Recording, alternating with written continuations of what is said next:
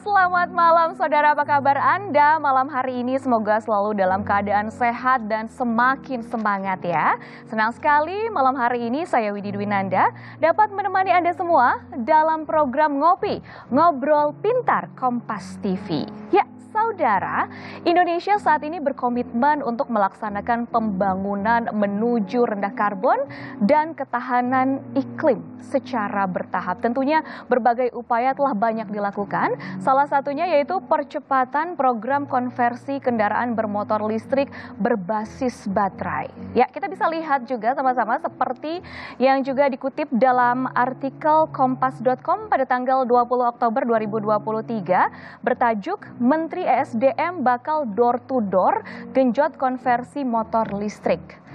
Menteri Energi dan Sumber Daya Mineral atau SDM yaitu Arifin Tasrif mengatakan pihaknya akan door-to-door alias mendekati perusahaan swasta maupun BUMN untuk menggenjot program konversi motor konvensional ke motor listrik. Ujarnya konversi motor listrik sekarang kita coba door-to-door ke BUMN, ke kantor-kantor dan sudah banyak nih yang respon swasta-swasta, ujar Arifin ditemui di Kementerian ESDM. Adapun program konversi motor listrik ini merupakan salah satu upaya pemerintah dalam mendorong penggunaan energi yang lebih ramah lingkungan. Pemerintah pun memberikan subsidi sebesar 7 juta rupiah per unit untuk program ini. Dan untuk membahas lebih dalam seputar program ini, kita akan berbincang bersama narasumber kita yaitu Ibu Edi Sri Mulyanti selaku Direktur Retail dan Niaga PT PLN Persero yang sudah terhubung secara virtual. Halo Ibu Edi, apa kabar? Selamat malam. Selamat malam Mbak Widi. Wah, senang sekali nih bisa berjumpa meskipun secara virtual ya Bu Edi ya. Kita akan membahas seputar program konversi kendaraan bermotor listrik nih. Tentunya hal yang menarik sekali dan mungkin banyak juga masyarakat yang masih awam atau yang belum tahu atau yang belum minat. Tapi sebelumnya sebenarnya apa sih yang menjadi concern dari PLN untuk mendorong penggunaan kendaraan listrik saat ini? Apakah memang semata-mata hanya untuk penghematan energi atau memang ada alasan lain nih Bu? Ya, terima kasih Mbak Widi. Jadi sebagai sebuah perusahaan yang mana kita semua sudah tahu bahwa climate change ya, jadi iklim kita sudah berubah. Nah kalau kita di Jakarta ini sangat kerasa banget kan. Betul. Jadi udaranya sudah tidak sehat gitu. Betul. Nah ini salah satu yang menjadi penyebab udara kita tidak sehat itu adalah penggunaan kendaraan yang berbasis bahan bakar fosil. Ya, yaitu BBM. Nah untuk itu kita PLN ikut mendorong bagaimana mengkonversi kendaraan yang tadinya berbasis BBM menjadi berbasis listrik.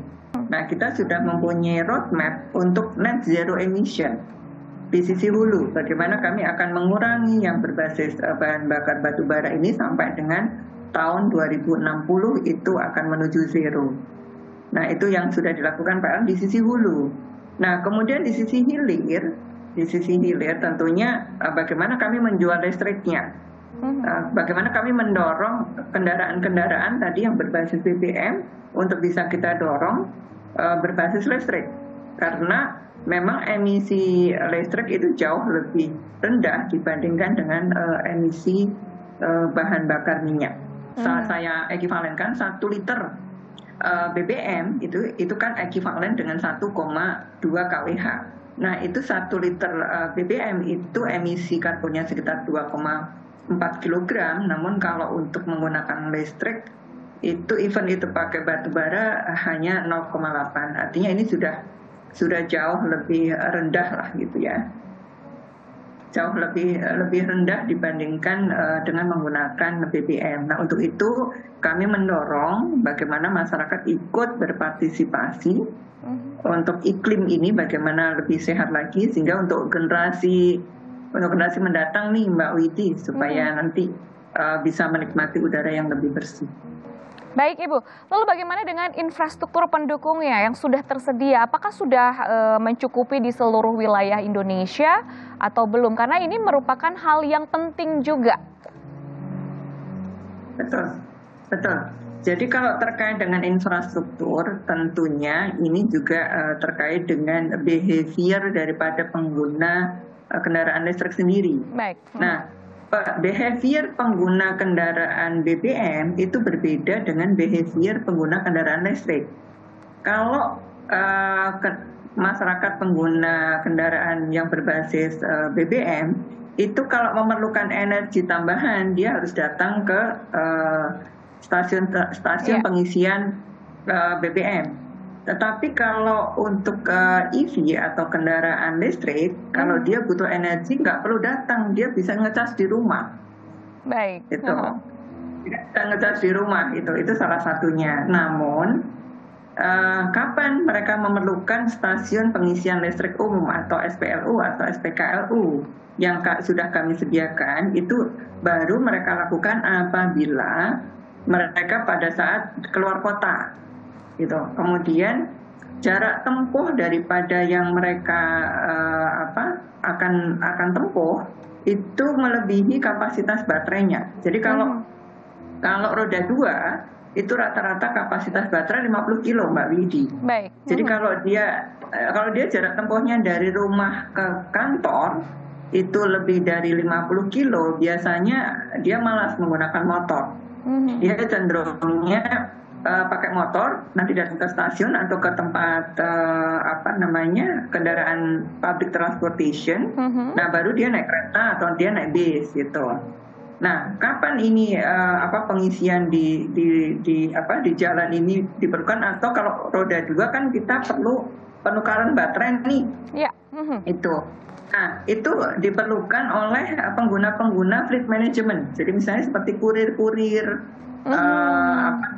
yang menggunakan ojek online gitu-gitu ya, yang dia kapasitas baterainya hanya 50, tetapi jarak tempuh sehari itu rata-rata bisa sekitar 120 kilo. Betul. Nah, untuk itu dia memerlukan penukaran baterai di beberapa tempat umum yang dia bisa tukar dengan cepat, katanya begitu. Tetapi kalau untuk pengguna individu, itu kecenderungannya dia akan ngecas di rumah.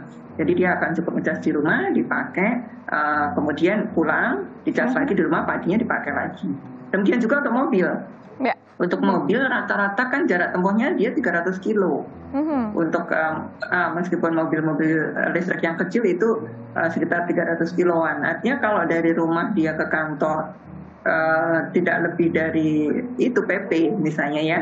Jadi dia bisa datang ke kantor, kemudian pulang sampai rumah, tinggal colok di rumah, pagi pakai lagi, begitu seterusnya. Nah, kapan dia akan menggunakan charging station? Pada saat dia luar kota. Nah, kami sudah menyediakan sepanjang Trans Jawa, Bali, kemudian sampai Sumatera, itu kami sudah siapkan SPKLU. Jarak antar SPKLU itu rata-rata sekitar 50 kilo. Jadi artinya kalau masyarakat menggunakan mobil keluar kota, nggak perlu ragu-ragu lagi, nggak perlu was-was lagi, karena di jalan udah banyak SPKLU yang yang sudah kita pasang, dan kami akan terus memasang nih, Mbak Widya, akan terus kami tambahi. Jadi nanti tahun depan kami tambah lagi 500 lagi. Sekarang udah lebih dari 1.000. Wow. Sudah tersebar di hampir di seluruh kantor PLN ada, di rest area juga sudah ada. Nah, nanti kita juga akan pasang lagi, kita tambah lagi supaya masyarakat pengguna EV ini nggak khawatir dia kehabisan listriknya di tengah jalan gitu ya. Betul. Nah, yang sudah kami lakukan gitu, dan terus akan kita dorong, dan kami juga mengajak mitra nih, Mbak Widi, mitra yang tempat strategis kayak di mall, kemudian di lapangan-lapangan parkir, itu kan yang mempunyai mitra-mitra ya. Nah, itu kami kita bisa bermitra nih, bisa bekerja sama dengan para mitra untuk menyediakan tadi stasiun pengisian kendaraan listrik umum ini. Bisa nanti berkolaborasi dengan PLN, sehingga nanti ini lebih masif lagi, kira-kira gitu Mbak Widi, yang sudah kami siapkan di PLN. Nah, kami juga mendorong Untuk yang tadi ngecas di rumah, kalau menggunakan home charging, kalau ngecasnya itu di luar waktu beban puncak setelah jam 10 malam sampai dengan pagi, itu dapat diskon 30%. Oh, banyak sekali kemudahannya ya? Iya, jadi sudah murah, mudah gitu. Dan juga Dapat tentunya ramah gitu. lingkungan ya Bu ya? Ramah lingkungan. Ya, ini juga yang menjadi concern bukan hanya dari PLN saja, tetapi juga seharusnya menjadi concern bagi kita semua, karena yang namanya alam adalah milik kita. Siapa lagi kalau bukan kita yang menjaga, betul ya Bu ya? Betul, betul. Semakin menarik perbincangan kita hari ini, kita akan kembali lagi usai jeda untuk berbincang mengenai program konversi motor listrik. Jangan kemana-mana. Yang bagi pelanggan yang ingin menambah daya itu cukup membayar sesuai dengan temanya. Jadi misalnya kemarin Gebiar Kemerdekaan itu tambah daya cukup membayar 17.0845 gitu. Salah satunya juga seperti diketahui Gesit mulai 2023 pemiliknya adalah Indonesia Battery Corporation yang salah satu pemegang sahamnya adalah juga PLN.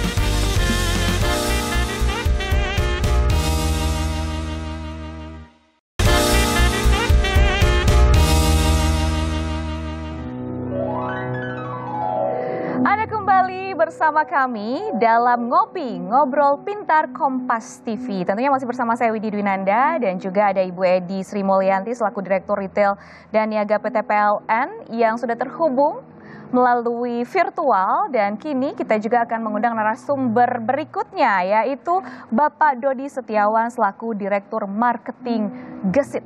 Dipersilahkan. Pak Dodi, apa kabar? Silahkan duduk. Terima kasih undangannya. Silahkan duduk ya Pak, kita ngobrol-ngobrol. Ada Ibu Edi juga di sini. Selamat malam Bu Edi, Assalamualaikum Bu. Assalamualaikum Bu.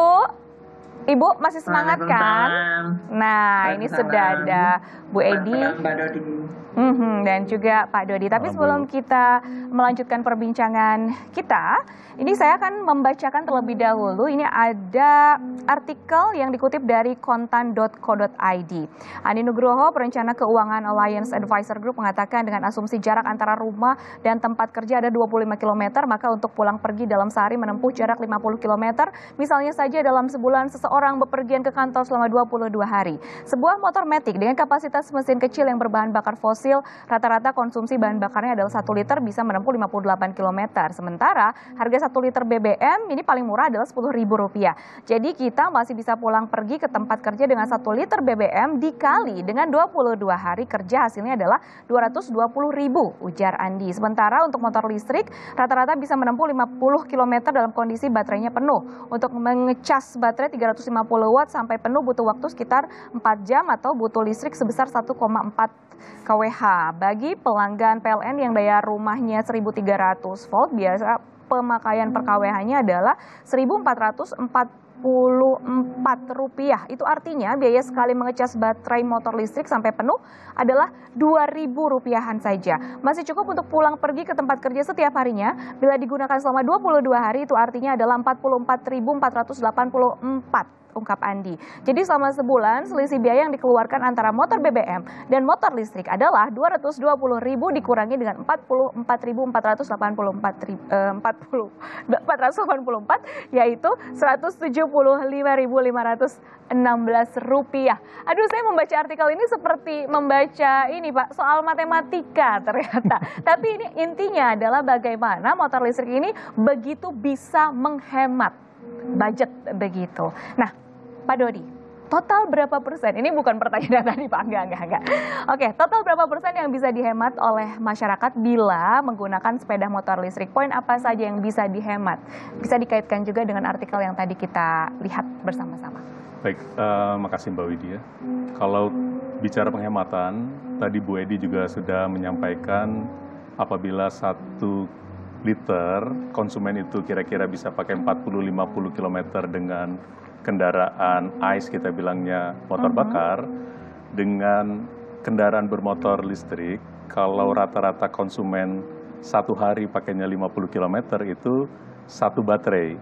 Rata-rata motor listrik 1 baterai, dan apabila kita melakukan mengecas baterai motor listrik itu, tadi sudah disampaikan oleh Mbak Widi juga bahwa kira-kira biayanya adalah Rp2.000. Oke. Artinya sekitar 80% ada penghematan dibandingkan dengan motor bakar apabila kita menggunakan motor listrik. Lalu bagaimana dengan kesiapan produksi motor listrik? Kalau saat ini seperti diketahui pasar di motor listrik di Indonesia ini sedang berkembang. Dan konsumen saat ini juga masih di tahap awal. Dan untuk itu kami dari Gesit menyesuaikan kapasitas produksi sesuai dengan permintaan konsumen. Baik. Yaitu sampai hari ini kita bisa men-setting produksinya sampai 15.000 unit. Untuk rencananya 15.000 unit itu untuk 1 tahun produksi. Untuk 1 tahun, baik. Dan bisa ditingkatkan sampai 25.000 unit setahun. Nah, ini berarti terjadi peningkatan minat masyarakat juga terhadap motor listrik ya? Betul, sekarang trennya akan meningkat. Baik, nah kita akan beralih lagi nih ke Ibu Edi. Bagaimana dengan konsumsi listrik per kapita di Indonesia? Ternyata nih Bu, trennya ini selalu naik dalam 5 tahun terakhir. Bisa kita lihat di tahun 2018 ini 1064 kWh per kapita, 2019 1084 kWh per kapita, 2020 ini 1089 kWh per kapita, 2021 1123 kWh per kapita, dan terakhir 2022 yaitu 1173 kWh per kapita. Nah, kalau dari sisi pemakaian listrik, apa yang menjadi jaminan bahwa dengan penggunaan motor listrik ini malah tidak terjadi pemborosan, Ibu Edi? Ya, terima kasih Mbak Widi. Tadi sebenarnya udah Pak Dodi tadi udah menjelaskan ya, jadi bahwa perbandingan antara penggunaan BBM dengan penggunaan listrik ini untuk motor ya. Kalau saya setarakan itu 1 liter bensin atau 1 liter BBM itu setara dengan paling boros lah 1,5 kWh. Baik. Nah, kalau kita lihat harga 1 liter BBM itu saya nggak tahu yang paling murah berapa ya, mungkin 10 sampai 12 ribu 10 sampai 12 ribu ya? Iya betul. Ya, nah kalau KWH 1 KWH itu 1.500. Kalau makainya 1,5 berarti sekitar 2.000-2.500 lah. Artinya kesetaraan ya, setara 1,5 kW itu setara dengan 1 liter. Artinya dengan cara tempuh yang sama, maka pengguna motor listrik bisa berhemat berapa itu, dari 10.000 menjadi 2.500 gitu Mbak Widi. Jadi ini tentunya tidak boros, malah menghemat gitu, menghemat biaya operasional. Nah, belum lagi nanti mereka nggak perlu ganti oli, nggak perlu pemeliharaan gitu ya. Jadi pemeliharaannya menjadi lebih murah juga gitu. Jadi ini pasti pengguna kendaraan listrik itu biaya operasionalnya jauh lebih murah daripada pengguna kendaraan bensin atau BBM. Baik, akankah ada tambahan stimulus Bu dari PLN bagi pengguna motor listrik mungkin? Ya, kalau stimulus kita sebenarnya sudah banyak memberikan stimulus ya. Jadi seperti yang tadi saya sampaikan untuk yang EV, untuk yang roda 4, kalau dia punya home charging di rumah, kemudian disambungkan kepada sistem kami yang ada di servernya PLN, maka kami bisa mendeteksi kapan jam berapa dia akan ngecas. Kami akan kasih diskon kalau ngecasnya itu setelah jam 10 sampai jam 5 pagi.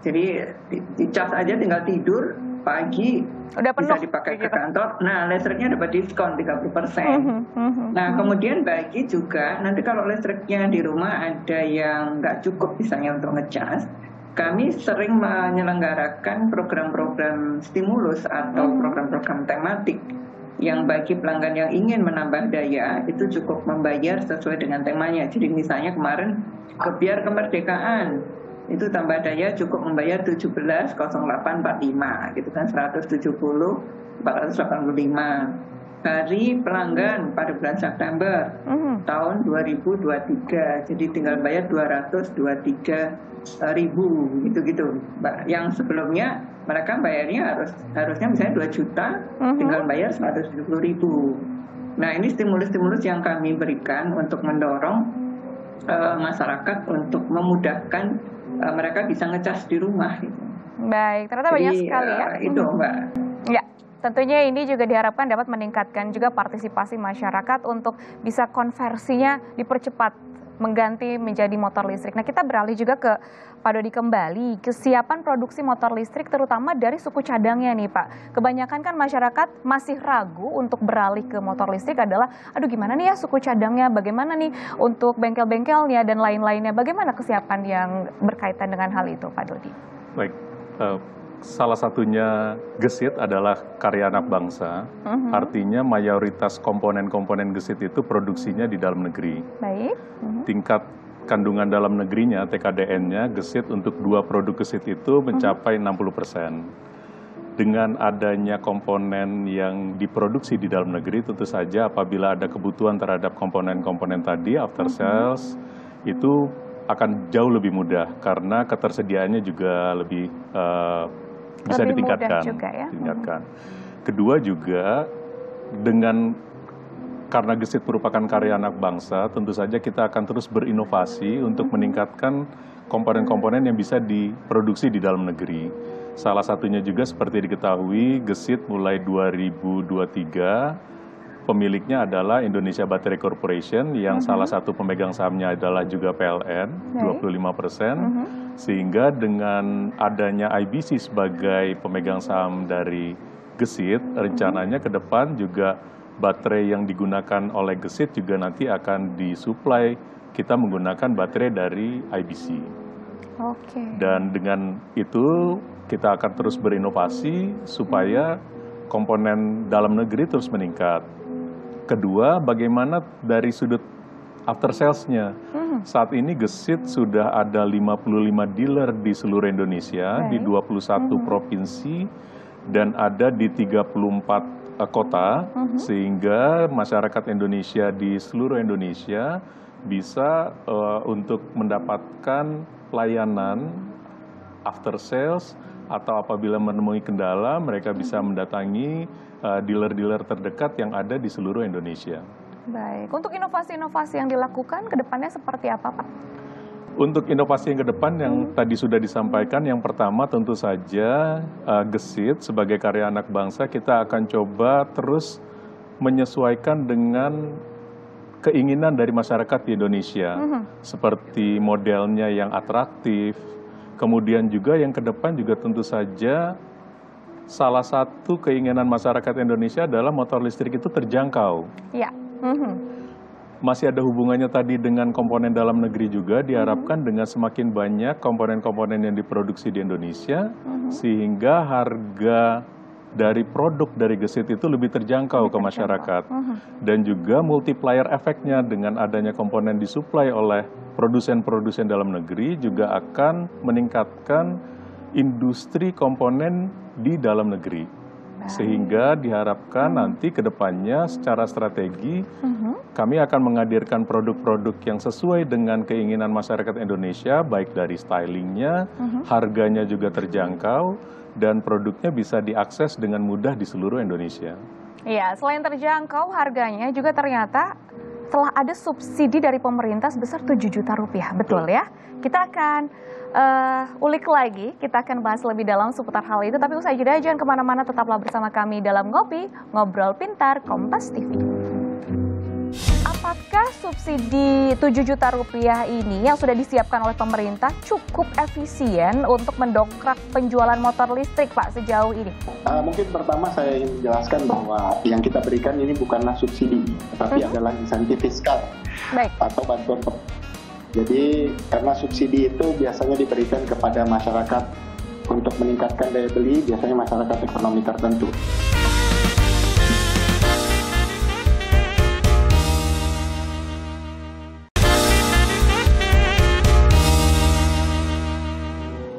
Terima kasih Anda masih bersama kami dalam Ngopi, Ngobrol Pintar Kompas TV. Dan di segmen ini kita akan langsung mengundang Bapak Rahmat Kaimudin yang memang sudah terhubung bersama kami secara virtual juga. Beliau adalah Deputi Bidang Koordinasi Infrastruktur dan Transportasi Kemenko Marves. Kita akan berbincang mengenai konversi motor listrik. Nah, ini kan saya juga mendengar bahwa ada subsidi 7 juta rupiah sebagai salah satu upaya untuk meningkatkan meningkatkan minat dari masyarakat terhadap motor listrik ini. Apakah subsidi 7 juta rupiah ini yang sudah disiapkan oleh pemerintah cukup efisien untuk mendongkrak penjualan motor listrik, Pak, sejauh ini? Bisa dijelaskan? Ya, mungkin pertama saya ingin menjelaskan bahwa yang kita berikan ini bukanlah subsidi, tetapi adalah insentif fiskal atau bantuan. Jadi karena subsidi itu biasanya diberikan kepada masyarakat untuk meningkatkan daya beli, biasanya masyarakat ekonomi tertentu. Sementara ini adalah dorongan untuk suatu perilaku ya, dalam hal ini adopsi kendaraan motor listrik. Nah, mungkin bisa kita sampaikan bahwa program ini kita mulai di bulan Mei, awalnya untuk khusus beberapa golongan penerima manfaat ya, penerima KUR, penerima bansos, penerima subsidi listrik itu diprioritaskan. Dan memang awalnya berapa bulan pertama ternyata demand-nya dari golongan itu mungkin belum terlalu banyak ya, mungkin sekitar 2000-an. Kemudian di bulan September telah kita laksanakan lagi, kita improve policy-nya, di mana itu dibuat untuk masyarakat luas, karena telah kita berikan priority kepada golongan tertentu, sekarang kita buka buat semua. Dan bisa kita sampaikan sejak bulan September sampai sekarang mungkin penjualannya juga telah meningkat cukup banyak ya. Bagaimana cara untuk mendapatkannya, Pak? Apakah memang ada syarat-syarat tertentu dan apakah memang ada yang dikhususkan? Siapa saja yang berhak, Pak? Yang berhak adalah WNI usia 17 punya KTP, gitu. Jadi dan boleh setiap orang boleh satu, gitu. Jadi ini yang caranya bagaimana? Mungkin pertama teman-teman bisa lihat ke websitenya Sisatira, ya. Websitenya itu sisatira.id. Kita lihat di situ motor-motor mana saja yang telah memenuhi syarat, karena memang untuk nggak semua motor yang dijual itu dapat manfaat bantuan pemerintah ini, hanya yang kandungan lokalnya itu di 40% atau di atasnya. Jadi memang harus buatan Indonesia lah. Nah, setelah melihat brand-brand yang mana, nanti datang aja ke dealer masing-masing brand tersebut ya. Kalau di resmi motor-motor tersebut harusnya bisa. Jadi tinggal datang aja ke dealer bawa KTP. Baik, selain 7 juta rupiah tadi ada juga kebijakan door to door nih, Pak, ke berbagai perusahaan baik BUMN maupun swasta-swasta. Apakah sudah membuahkan hasil positif untuk penggunaan kendaraan listrik ini? Meningkat seberapa banyak, Pak? Nah, ini bukan kebijakan door to door ya, tapi adalah beberapa juga yang kita laksanakan adalah regulasinya. Misalnya ada impres buat BUMN untuk pemerintah menggunakan kendaraan itu. Jadi ini memang saat ini lagi berproses, karena pengadaan kendaraan pemerintah itu kan nggak langsung semuanya kita ganti, tentunya bertahap ya, dari tahun berganti. Kemudian saat ini juga kita lagi diskusi lah sama beberapa teman-teman, tapi bentuknya lebih ke sosialisasi. Jadi saat ini kita datang ke beberapa daerah, kita jelaskan, karena nggak semua orang juga tahu bahwa program ini ada, gitu ya.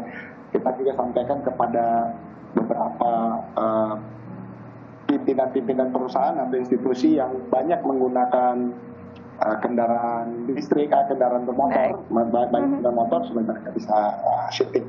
Nanti kita lihat ya, harusnya sih angkanya itu sudah masuk dalam yang saat ini sudah tercatat.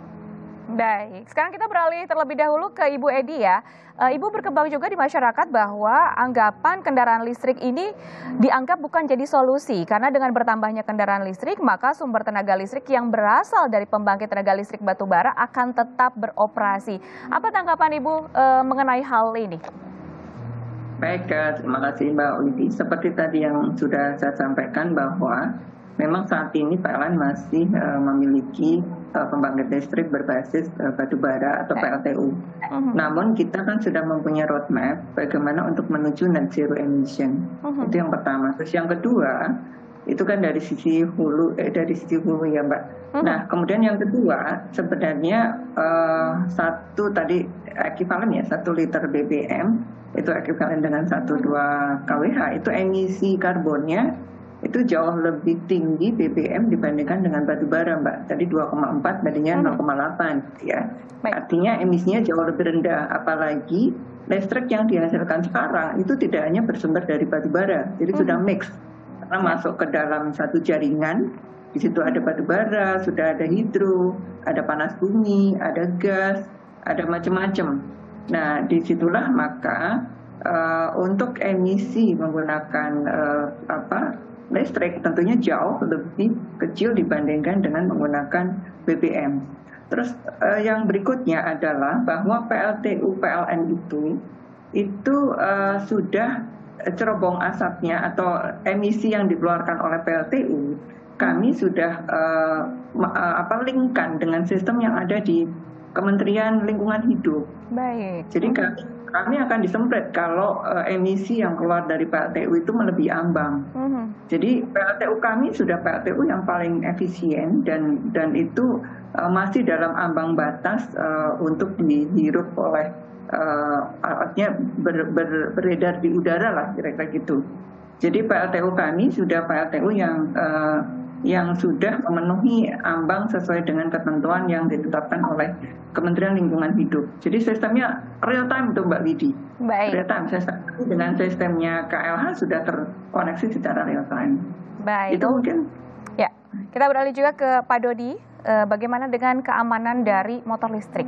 Ini dikaitkan juga dengan kekuatan baterainya juga mungkin bisa dijelaskan karena banyak juga masyarakat yang masih agak ragu nih, takut kena air, apakah rusak, ketahanan baterainya seperti apa, kualitas dari mesinnya seperti apa, bisa dijelaskan Pak? Ya, makasih Mbak Widi. Kalau pertama dari segi keamanan, konsumen nggak usah khawatir untuk motor listrik apabila kena air, hujan misalnya, karena semua motor listrik yang sudah dipasarkan itu sudah lolos uji. Baik. Kita sudah melakukan tes IP67 untuk tahan air dan tahan debu ya, dustproof juga.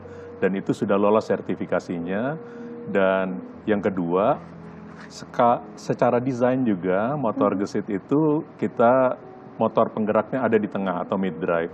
Sehingga secara keamanan, kalau konsumen itu kita sudah menyesuaikan dengan kondisi jalan di Indonesia, misalnya banyak polisi tidur dan lain-lain, sehingga ground clearance-nya juga aman.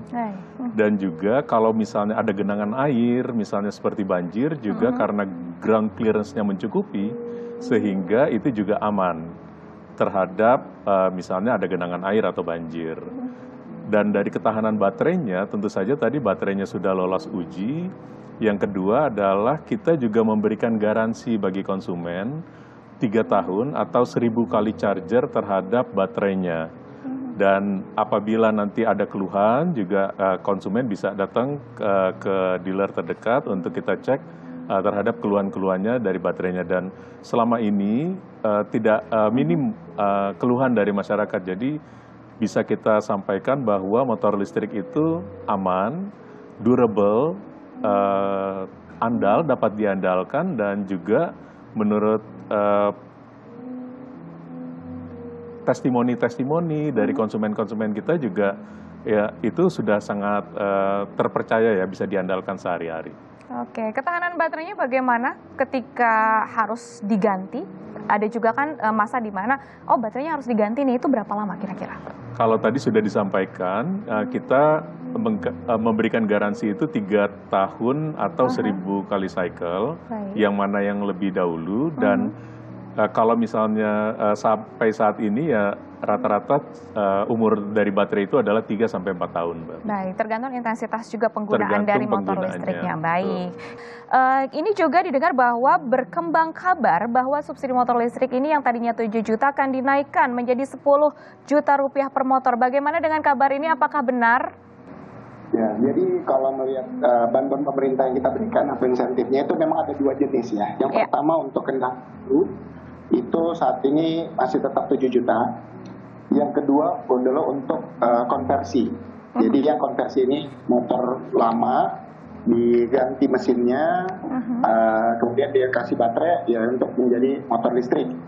Nah, yang saat ini kita sedang studi ya, sedang kita berikan bagaimana caranya supaya masyarakat itu bisa datang cuma bawa motor, terus dia keluar nggak bayar gitu kan, walaupun mungkin baterainya masih bukan milik tapi masih disewa. Dan itu mungkin nilai bantuan pemerintahnya harus lebih dari 7 juta. Kita lagi cari angka yang pas seperti apa. Ya tadi mungkin ada arahan sekitar 10 juta gitu. Jadi ini ada dua hal yang berbeda. Untuk yang motor baru tetap 7 juta, yang konversi yang saat ini lagi dipertimbangkan untuk dinaikkan. Baik, Bapak. Lalu bagaimana dengan target jumlah pengguna motor listrik yang terus meningkat hingga 2030 dengan jumlah sekitar 13 juta unit? Upaya-upaya apa yang dilakukan, Pak? Inovasi-inovasi apa saja? Ya, yang untuk meningkatkan adopsi ini kan sebenarnya pertama kita perlu barangnya ada gitu ya, barangnya ada. Saat ini barangnya sudah ada. Industri motor listrik di Indonesia cukup banyak, ada berapa belas merek, ada berapa jenis kendaraan ya, 35 kalau nggak salah atau 38 bahkan lebih. Jadi pilihan-pilihan sudah banyak. Kemudian kita tentunya melihat harganya. Jadi kalau misalnya harganya itu harus bisa comparable ya, harus bisa dibandingkan dengan yang konvensional. Saat ini mungkin masih lebih mahal, kita perlu makanya kita berikan insentif. Dan selanjutnya nanti ini tugas kami sama Bu Edi dan sebagainya membangun infrastruktur charger kepada rekan-rekan, dan sisanya tentunya kita serahkan kepada pengguna, kepada industri untuk melanjutkan ekosistem ini. Baik Bapak, terima kasih banyak atas informasinya, begitu luar biasa ya. Berbagai inovasi memang telah dilakukan, berbagai kemudahan juga terus diberikan kepada masyarakat untuk meningkatkan kesadaran bagaimana sih kita harus menjaga lingkungan kita, salah satunya dengan upaya percepatan konversi motor listrik. Kita akan bertemu lagi ya di segmen berikutnya, jangan kemana-mana, tetaplah bersama kami dalam Ngobrol Pintar Kompas TV. Ngecas di rumah itu cukup lama, namun kami di tempat-tempat umum akan kami pasang juga namanya kalau untuk mobil kan SPKLU, stasiun pengisian kendaraan listrik umum. Nanti kalau untuk motor SPLU, jadi stasiun pengisian listrik umum.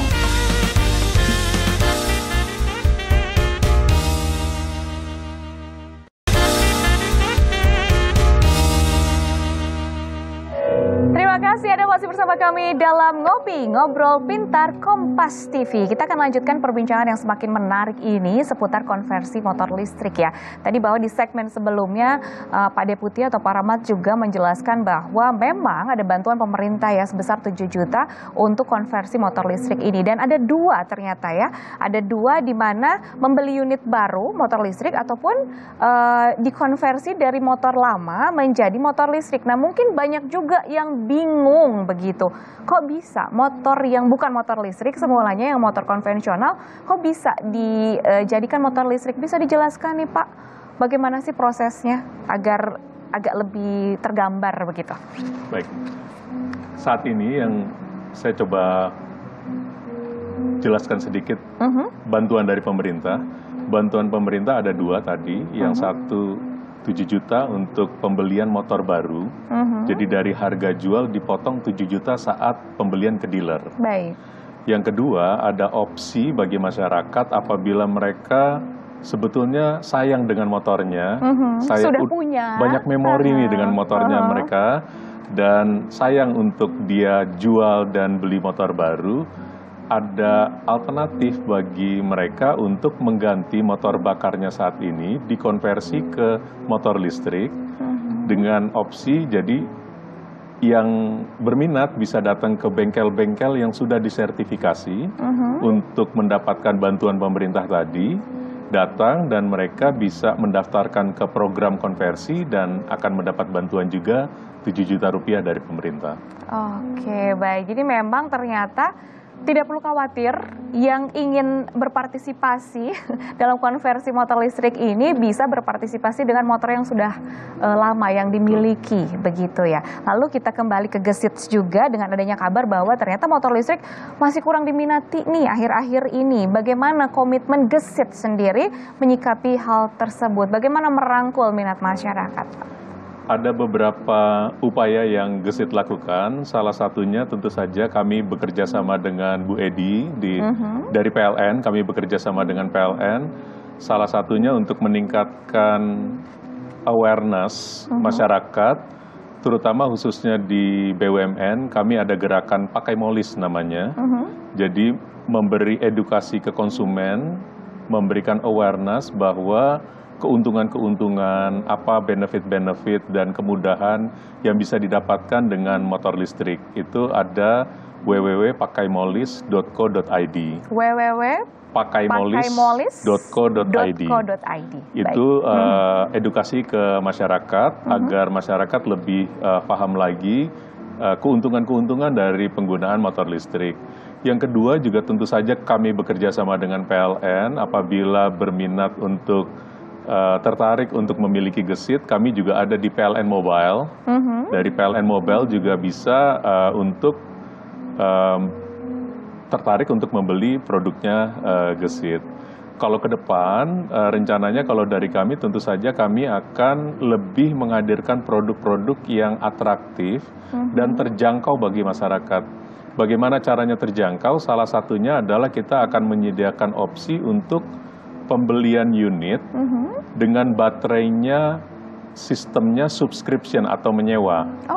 Sehingga harga pembeliannya bisa lebih terjangkau lagi. Lebih murah lagi. Karena seperti diketahui saat ini 30-40% komponen harga dari motor listrik itu dari baterainya.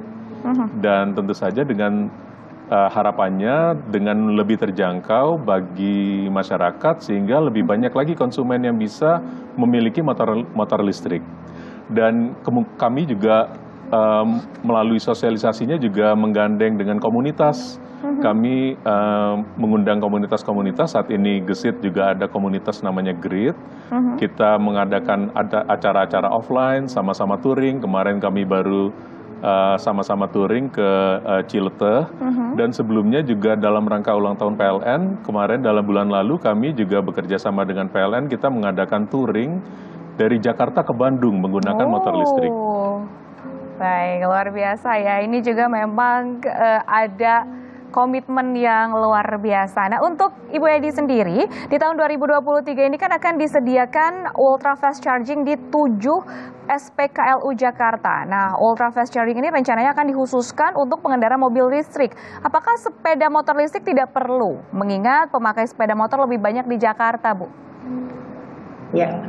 Jadi kalau untuk sepeda motor listrik itu kami juga sudah kembangkan untuk fast charging ya. Jadi kalau ngecas di rumah itu cukup lama. Namun kami di tempat-tempat umum akan kami pasang juga namanya kalau untuk mobil kan SPKLU, stasiun pengisian kendaraan listrik umum. Nanti kalau untuk motor SPLU. Jadi stasiun pengisian listrik umum. Kita sebenarnya sudah banyak, SPLU itu ada 9.600, sudah tersebar di seluruh Indonesia, namun itu masih untuk yang slow charging. Jadi kalau ngecas di situ bisa, tapi lama. Nah, kami sudah kembangkan untuk ngecas dengan lebih cepat. Artinya daya yang disediakan di charging itu lebih besar lah, supaya ngecasnya nanti bisa lebih cepat. Nah, itu kami juga sudah kembangkan, makanya yang itu kami namai dengan SPLU generasi kedua. Kalau yang SPLU generasi pertama itu sudah ada 9.600, nanti SPLU generasi kedua juga akan kami pasang. Nanti khususnya mungkin kami prioritaskan untuk parkir-parkir kantor-kantor ya. Jadi kalau untuk yang bisa disediakan nanti tempat parkirnya khusus untuk parkir motor, nanti kami bisa pasangin SPLU tempat-tempat strategis lah, misalnya di mana stasiun kereta api atau nanti di tempat-tempat mangkal para ojek online gitu, itu nanti bisa kami pasang di sana. Itu Mbak Widi. Targetnya kapan Bu untuk generasi kedua ini? Generasi kedua ini sudah Berjalan. selesai, sudah jalan. Nanti tahun depan sudah mulai bisa kita pasang. Kemarin untuk KTT ASEAN juga sudah kita uji coba untuk ngecas itu motornya pas pampres. Ya, udah kita uji coba waktu KTT ASEAN kemarin di Jakarta. Berapa unit kira-kira Bu untuk tahun depan yang disiapkan? Kami akan nambah lagi untuk yang SPLU generasi kedua ya, sekitar ya yang nanti yang pertama kami convert dulu Mbak Widi yang 9.600, yang 9.600 yang generasi pertama itu nanti akan tahap pertama kami convert menjadi yang SPLU generasi kedua. Oh gitu. Baik. Terakhir, kolaborasi dari pihak lain yang diajak oleh PLN siapa saja Bu? Dari bisnis dan juga mungkin pihak lain yang diajak Ibu untuk berkolaborasi? Ya, baik. Kami sudah siapkan model bisnis, gitu ya, kerjasama dengan para mitra-mitra yang berkenan, seperti tempat-tempat parkir umum atau tempat-tempat strategis yang kafe misalnya, atau di mall, atau di tempat-tempat strategis kayak rest area. Kami bisa bermitra, artinya mereka menyediakan lahannya, nanti mesinnya PLN, platformnya PLN, atau lahannya mitra, nanti mesinnya mereka juga yang nyiapin, nanti pakai platform PLN. Nah, banyak hal yang kami tawarkan di situ. Kami siap berkolaborasi dengan para mitra. Nanti tentunya ini lebih menarik karena sudah ada Capman yang mengatur itu dengan ada tambahan biaya layanan lah di sana ya untuk ngecas khususnya untuk roda 4 nih Mbak Widi. Baik. Jadi kami sudah hitung-hitung itu visible untuk bisnis.